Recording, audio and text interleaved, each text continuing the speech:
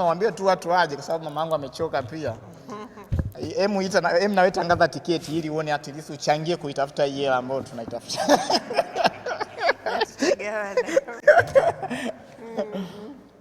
Mama zungumza na Tanzania wakitazama sasa hivi.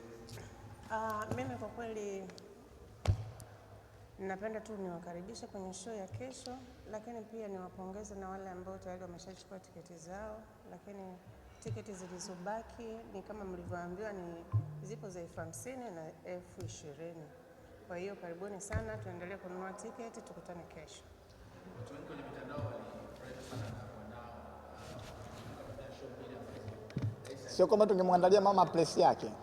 Kwa kweli, maana yake maswali ni mengi. Nataka nipate feeling yako mara kwanza kusimuona mwanao anaenda kupewa mkono na rais, wanashikana pale wanacheka na ina trend mtandao. Kwa kweli hasa kama mama, ulifeel kitu gani unapopiga kitu gani?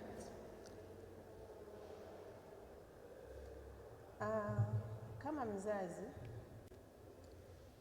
nilijisikia vizuri sana. Kiukweli nilijisikia vizuri. Nilimpigia simu nikampongeza tu. Kwa sababu kabla ya hapo tulikuwa tumeshaongea na mimi ndo shabiki yake mkubwa. Kwa hiyo waga tunaongea mambo mengi, hata kazi zake waga ananishirikisha. Namsupport. Mimi namsupport kwa 100% kwa kweli.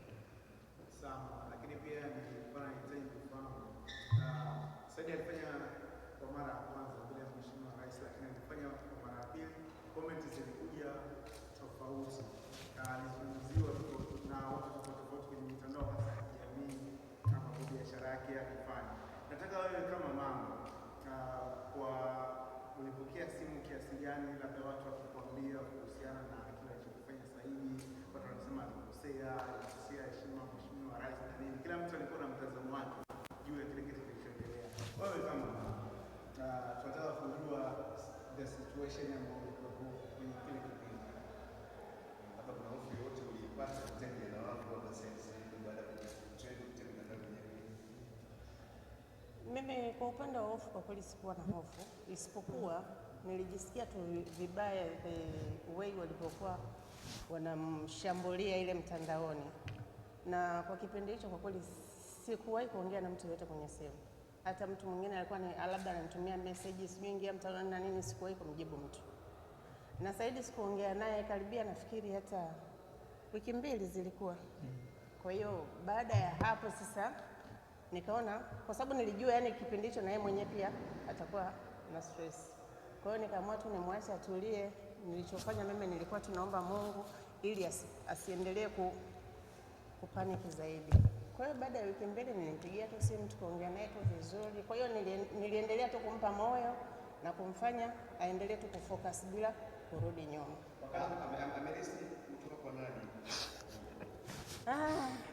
Hiyo ni kipaji chake tu kwa Mwenyezi Mungu, siwezi kusema amerithi kwa nani.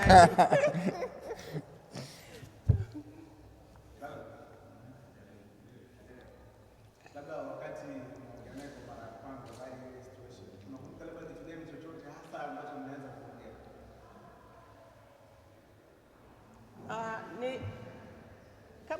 Ni kama hii tu, nilimwambia vipi, mbona uko kimya sana, tuonane? Akanambia acha kwanza tu nini, akasema sasa hivi tuko busy kwanza kuangalia stories za mtandaoni. Ndio tulipoanzia hapo.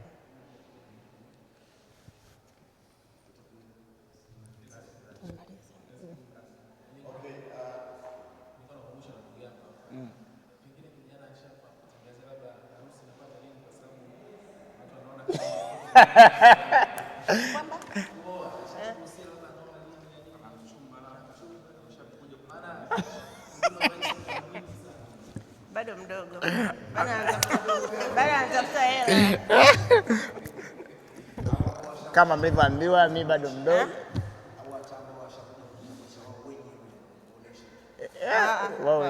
Kama alivyoambia mimi bado mdogo, kwa hiyo acha atafute hela kwanza. Okay, sawa. Sasa ungetuambia show inaanza saa ngapi? Show inaanza saa 1 na tutamaliza saa 6 kasoro. Kwa saa 6 kamili wote tutakuwa tumemaliza show. Kwa kufika saa 6 kamili Watanzania watakuwa wanajadili nini kilifanyika mule ndani. Sawa. Hapo by the way, hatunani ni neno ambalo pia litoke kwenye performance ya Mheshimiwa Rais. Umepata umepata blessings zozote kutoka kwa mama, labda pengine hata kama sio mama, labda kutoka karibu, ulimpigia ukampa taarifa, maana mimi na jambo langu ambalo pia lilianzia chimbuko lake lilianzia kwa Mheshimiwa Rais? Katibu wa Rais Mheshimiwa Waziri Rajabu ni mtu ambaye nilikuwa nashirikiana naye kuandaa event, na mpaka jana alinipa fedha ambazo zinatoka kwa mama kwa ajili ya kuhakikisha event inaenda sawa. Kwa hiyo mama taarifa zangu anazo na amechangia show yangu.